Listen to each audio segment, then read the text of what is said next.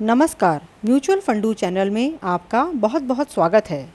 आज हम चर्चा करेंगे उस ईमेल के बारे में जो फ्रैंकलिन टेम्पल्टन ने अपने इन्वेस्टर्स को भेजी है और उस ईमेल में उन्होंने कई तरह के अपडेट्स इन्वेस्टर्स को दिए हैं। आज हम उन्हीं अपडेट्स को डिस्कस करेंगे और उन पर एनालिसिस करेंगे। वीडियो शुरू करने से पहले मैं हिमांशु देवनाथ जी का शुक्रिया अदा करना चाहती हूँ, जिन्होंने यह ईमेल मुझे फॉरवर्ड करी है और मुझसे रिक्वेस्ट करी है कि मैं इसे एक्सप्लेन करूँ।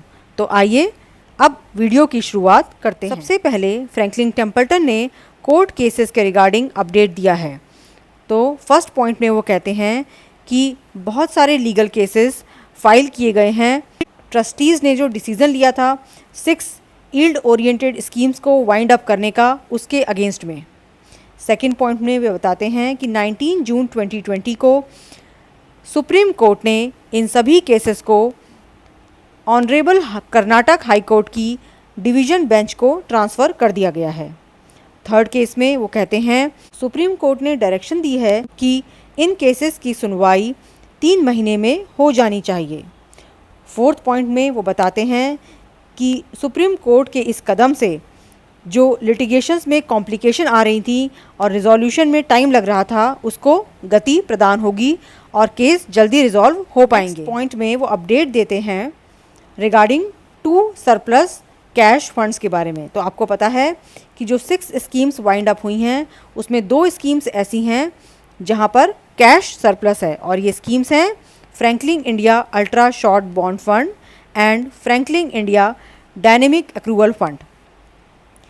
सेकेंड पॉइंट में वे कहते हैं ऑनरेबल कर्नाटक हाई कोर्ट में वे एक याचिका दायर करेंगे जिसमें वो स्टे ऑर्डर जो ऑनरेबल गुजरात हाई कोर्ट ने लगाया था उसे हटाने की मांग करेंगे। इस टेबल में हम एनालिसिस करेंगे कि कितना एडिशनल सरप्लस उनके पास अवेलेबल है।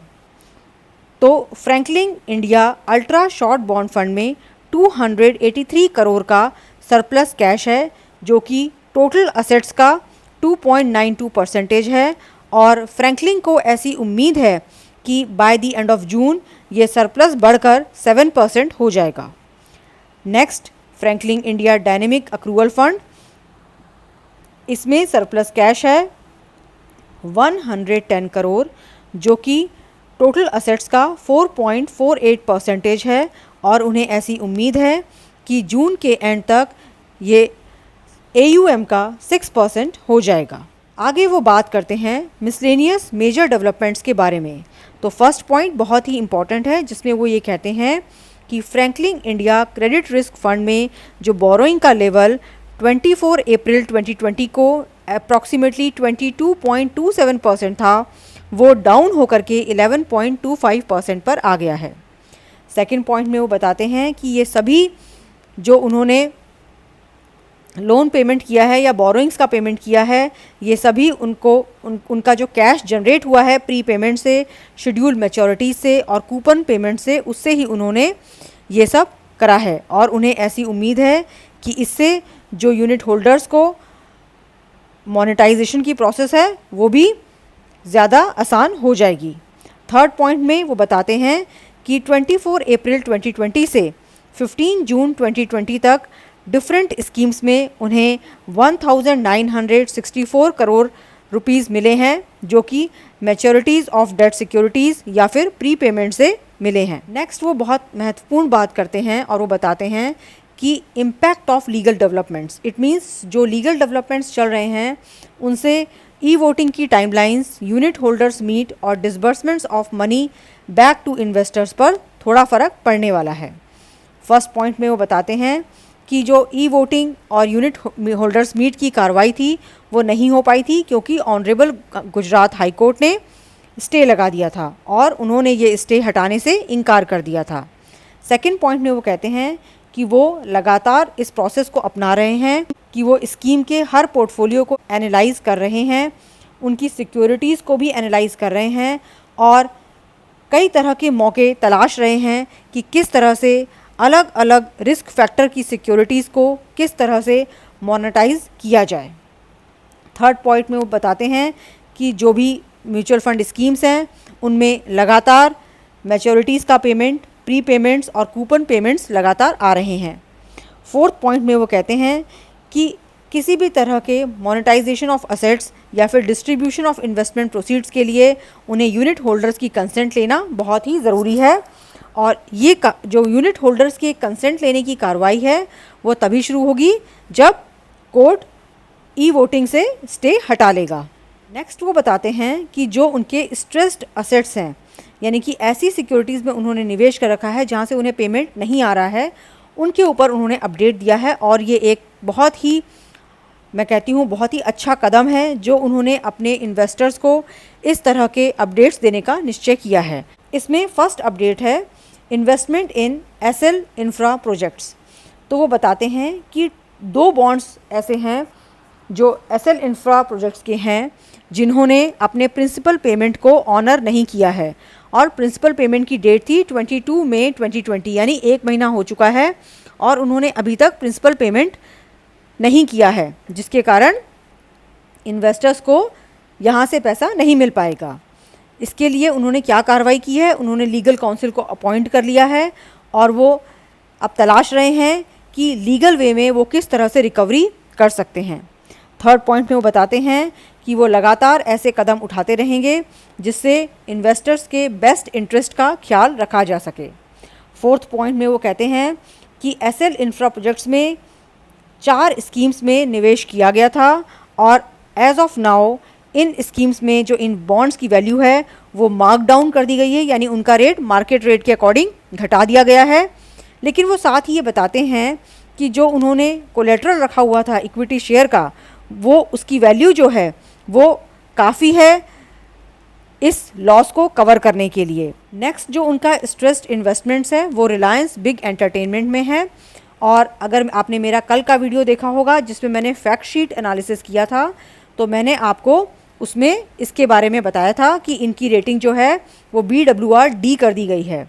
तो उसी के रिगार्डिंग ये अपडेट है। फर्स्ट पॉइंट में वो कहते हैं कि जो 14 जून को इंटरेस्ट पेमेंट आना था रिलायंस बिग एंटरटेनमेंट से वो नहीं आया है, उन्होंने डिफ़ॉल्ट कर दिया है।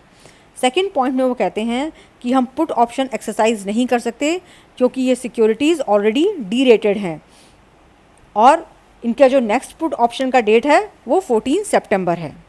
थर्ड पॉइंट में वो कहते हैं कि इसके लिए वो कई तरह के ऑप्शंस तलाश रहे हैं, उनके पास प्लेस्ड शेयर्स रखे हुए हैं और कॉरपोरेट गारंटी भी है।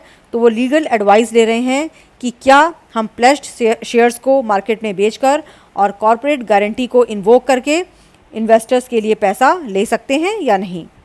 फोर्थ पॉइंट में बताते हैं कि 6 में से 5 स्कीम ऐसी हैं जिन्होंने इन बॉन्ड फंड्स में इन्वेस्ट कर रखा है और मैं आगे आपको टेबल के माध्यम से इसे पूरा एक्सप्लेन करूंगी।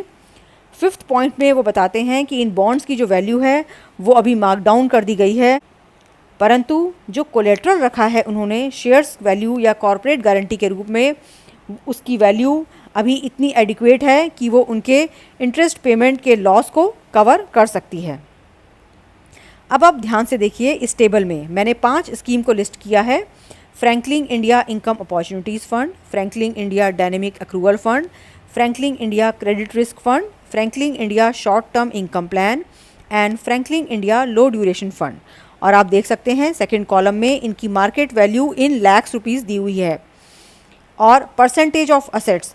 तो अगर आप परसेंटेज ऑफ असेट्स देखेंगे तो सबसे ज़्यादा जो है वो percentage Franklin India credit risk fund में है जो कि 483 लाख्स है और 0.14% है।